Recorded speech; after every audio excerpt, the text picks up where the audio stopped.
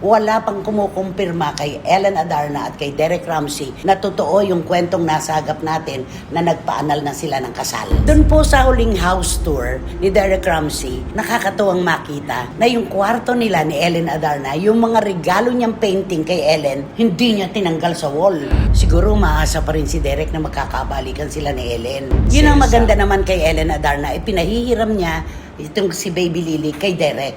Hindi nagsasalita si Senator Robin Padilla, si Mariel lang. Siya lang yung unfollow ng unfollow. Si Angel, pinersonal na ng todo-todo. Sobra. Kinagat ng mga tagahanga niya. Angel, magpapayat ka na lang. Mamigay ka na lang ng ayuda sa mga nangangailangan. Oo, malaki nga ang katawan ni Angel kasi malaki rin ang utak niya.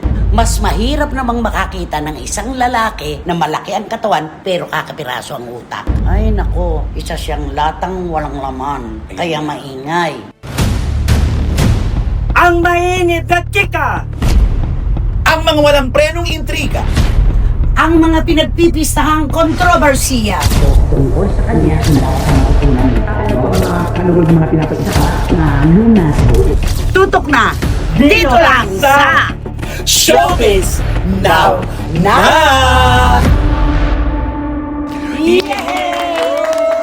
Kumusta na po kayo ulit mga pinakamamahal naming kachika? Sa kabila po ng nagaganap sa buong mundo, maging dito sa atin sa Pilipinas, sabi nga namin lagi ni Romel Chica, mahalin po natin ang ating sarili, ang ating mental health. Pansamantala, maglibang po tayo para kahit paano naman may pagkakataon tayong kalimutan ang mga bagay-bagay na sa atin ay bumabagabag. At yan po ang ibibigay namin sa inyo dito sa ating programa. Di ba naman, Romel Chica? Tama, tatanggalin namin yung mga pag-aalinlangan, kaba at nervyos. Basta tumutok lang po kayo sa kami na po ang bahala magpasaya sa inyo. Ayan.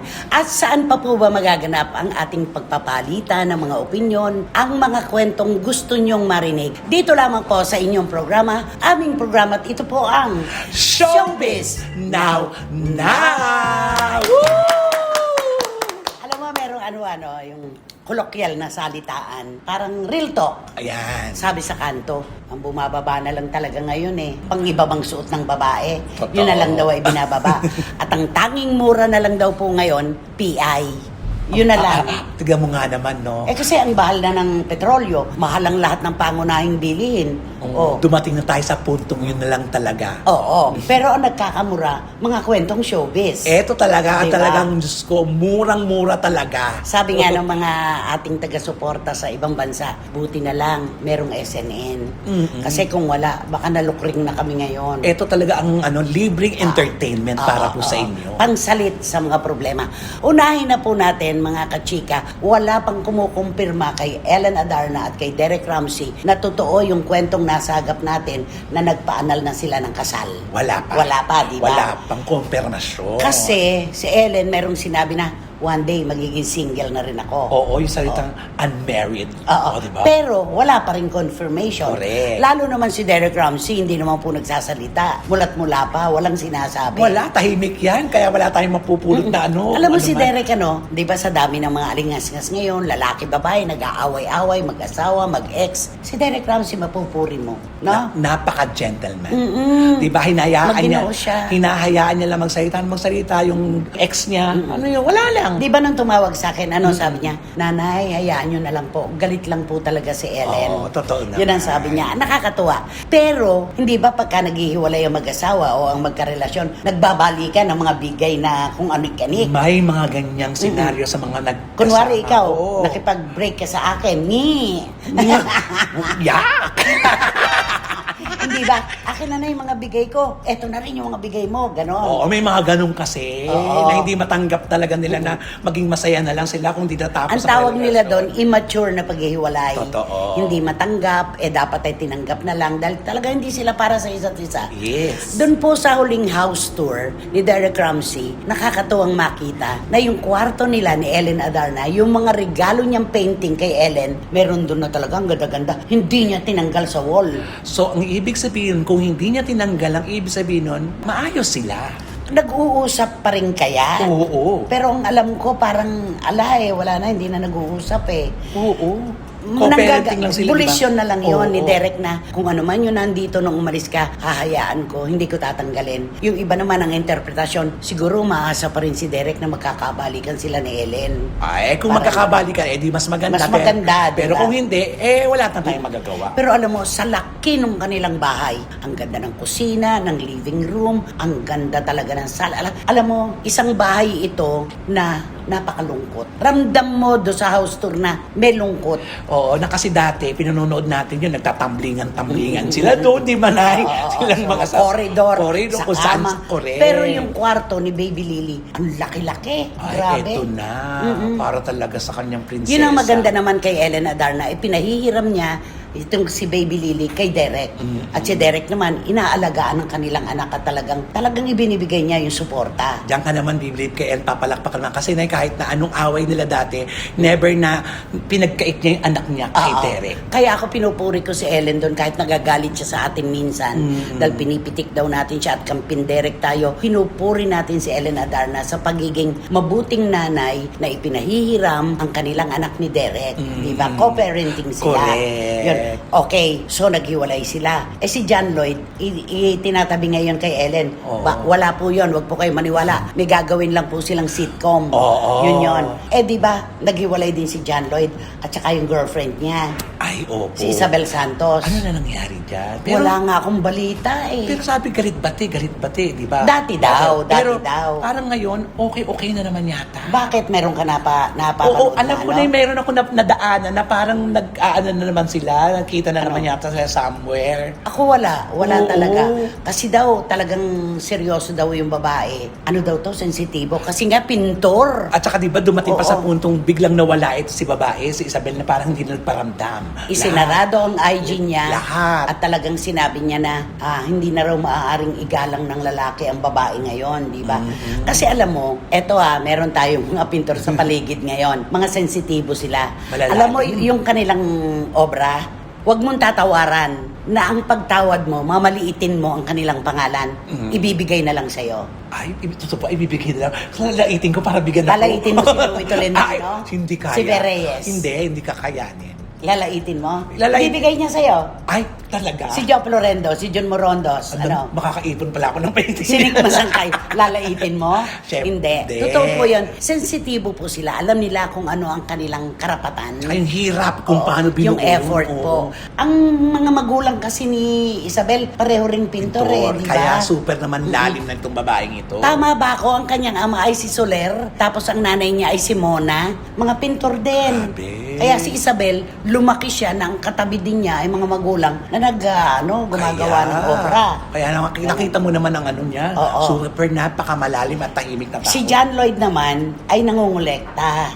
Kaya sila Collector magkasundo. naman siya. Kaya nagkasundo. Pero ngayon, wala pa rin eh. Wala pa. Ako nga, mas malakas yung kutob ko na baka mas magbalikan pa si Derek at si Ellen kesa sa kanilang dalawa eh. Naku, yan naman ang kaabang-abang. Diba? O ano man. Oo. Mas maganda siguro yun kung magkakabalikan. Pero, hindi ba natin? Kasi Kasi ang ginagawa hinihintay lang ko, naman sila. hinihintay ko dun yung magsasalita na si Derek, dahil nagsasalita na si Ellen ng kung ano-ano, di ba? Wala pa rin eh. Talagang si Derek talaga loves silence. At saka inaantay niya action ni Ellen, hindi siya nangunguna. At di ba, saka, yung mga bagay-bagay. pinalalampas lang niya.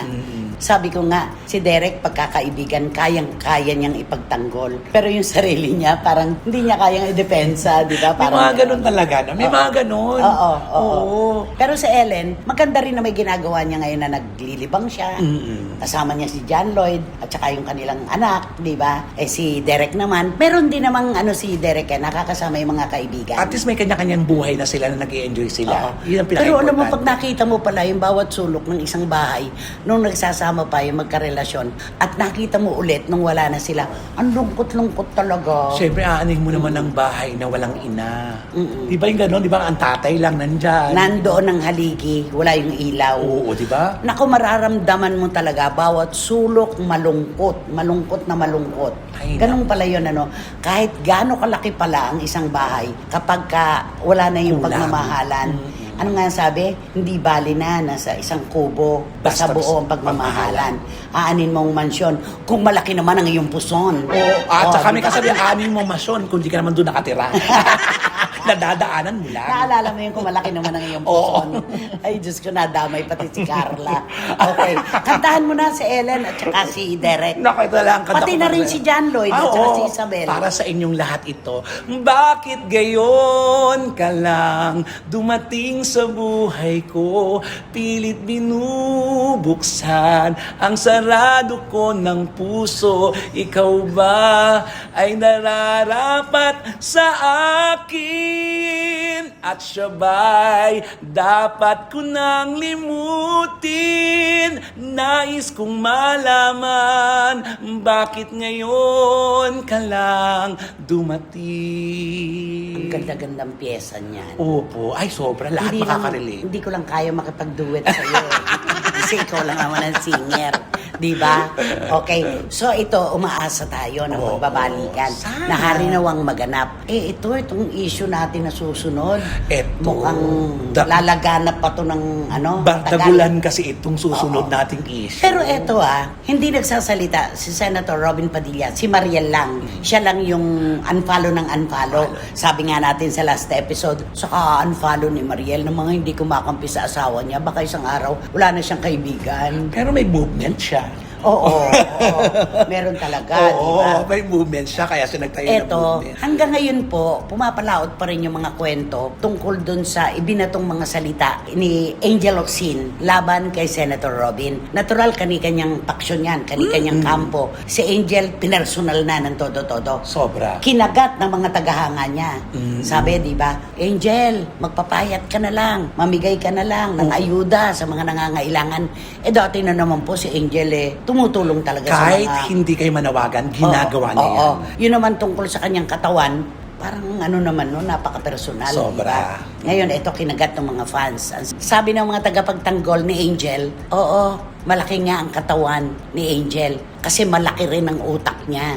Mas mahirap namang makakita ng isang lalaki na malaki ang katawan pero kakapiraso ang utak. Oh, yung mga ganon. Yung mga pasaringan ng mga ganyan talaga masasaktan ka talaga kung ikaw talaga Siyempre, 1+1. Yes. Sino pa ba iisipin natin na pinatatamaan? Siyempre, sino ba ang nagsimula? Kanino ba nagsimula? Hindi, yung ano naman kasi kay Angel nang galing. Binalikan lang naman niya yung totoo naman talaga noong mga panahon na yun na Magkasama nire-red flag naman silang magkapatid ng mga kaibigan ni Senator Robin. Kachika-chika pa ni Senator Robin. Oo. Kaya ganon. Kaya sabi niya, komunista ako, di ba sabi niya. Ngayon naman, ano pa? Tapos yung- pinaliwanag niya pa yung ibig sabihin ng komunista. At, di ba, mga ganyan-ganyan si Robin? Maraming ikinukwento Oo. si Senador Robin, lalo na doon sa impeachment ni VP Sara, na talagang napapataas ang kilay. Mapapausog ka talaga sa upuan mo na Oo. parang, ay, sandali. Oo. Paano ano yun? Alam mo, sabi ng isang kaibigan ko habang pinanonood siya sa pagsasalita na, Ginoong saksi, kataas ang hukom. Nang gano'n. Sabi ng kaibigan ko, alam mo, gulat na gulat ako kay Senador Robin kung ano pinagsasasabi. Parang naalala ko tuloy, nagtay daw sa FAMAS. Si Ivana at saka si Cara David.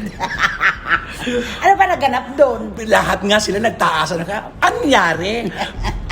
Pakisabi nga, anyari, Cara David, Ivana Alawi. Paano napaka... Kung ikaw si Cara David, ako pinapanood ko lahat ng kanyang mga sultada. Oo. Ang galing-galing. At iba kung paano itawid ang kanyang programa. Kung ikaw si Cara David, anong mararamdaman mo, nakatay mo si Ivana Alawi? So ganun pala ang kalidad ng ibinibigay ko sa inyo.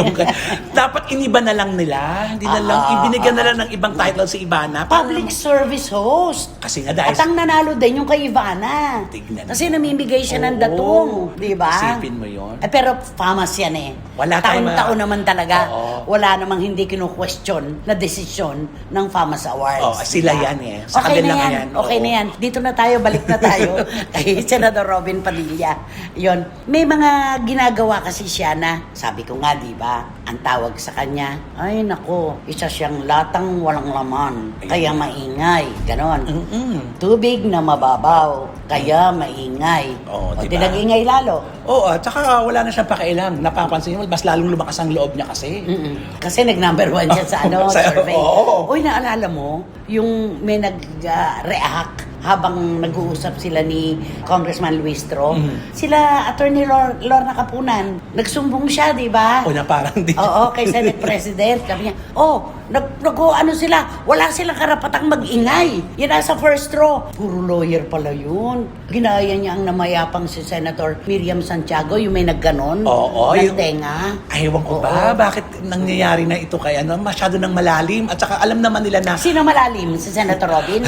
hindi, malalim na yung mga tao kung paano siya sakdal-sakdalin, di ba?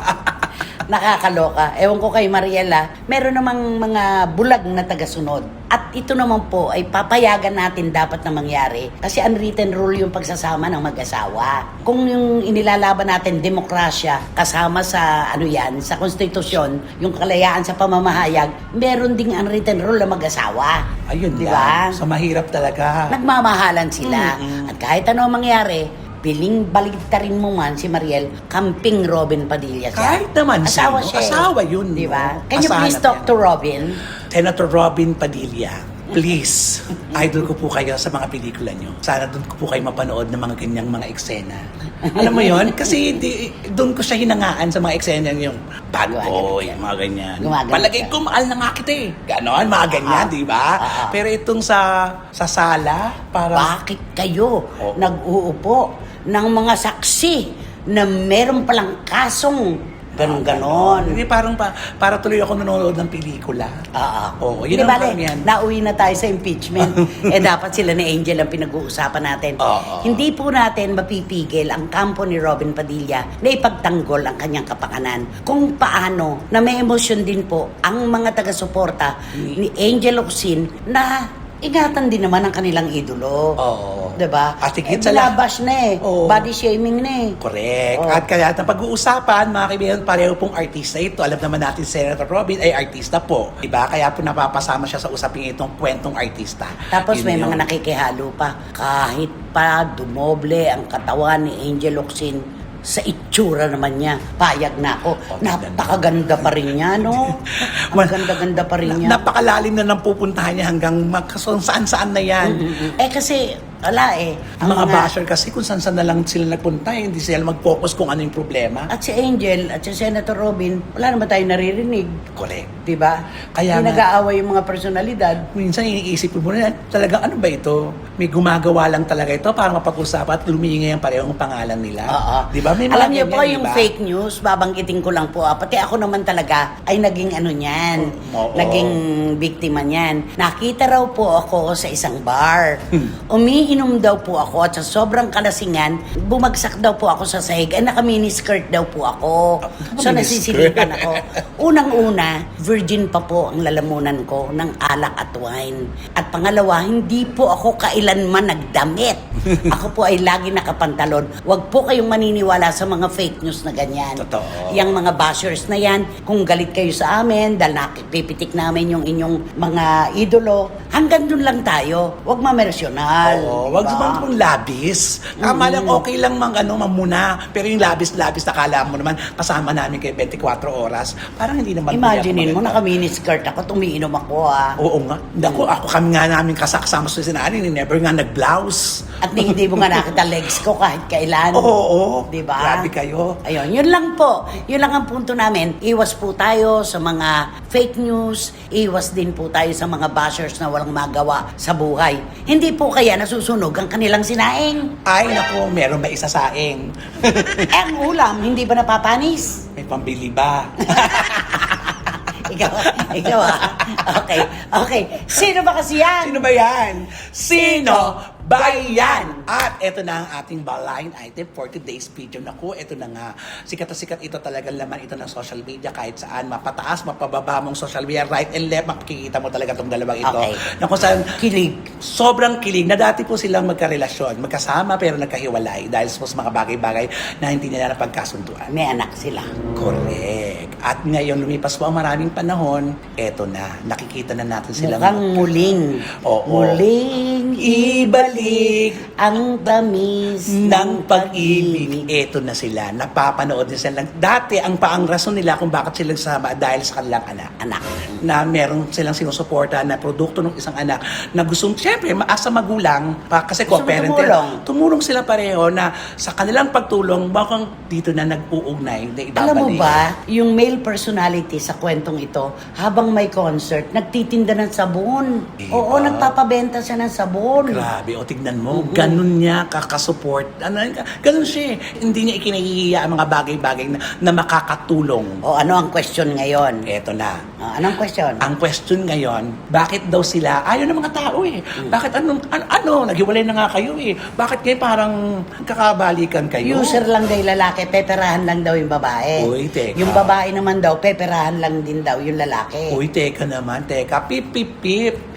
May kabuhayan yung girl sa kanilang probinsya. Totoo. At si Lucky din. Oo, Oo. masipag. Masipag kung saan natin napapanood. Pupunta abroad, kahit hindi natin napagkakita sa TV. Hindi po ba pwedeng nagmamahalan lang sila? Pwedeng ibalik, may second time around. Oo. Laging may second chances, Oo, di ba? correct. Hindi po ba po pwedeng yung kalabuan noon ay luminaw na ngayon? Totoo. Oo. At saka Ang daming kinikilig.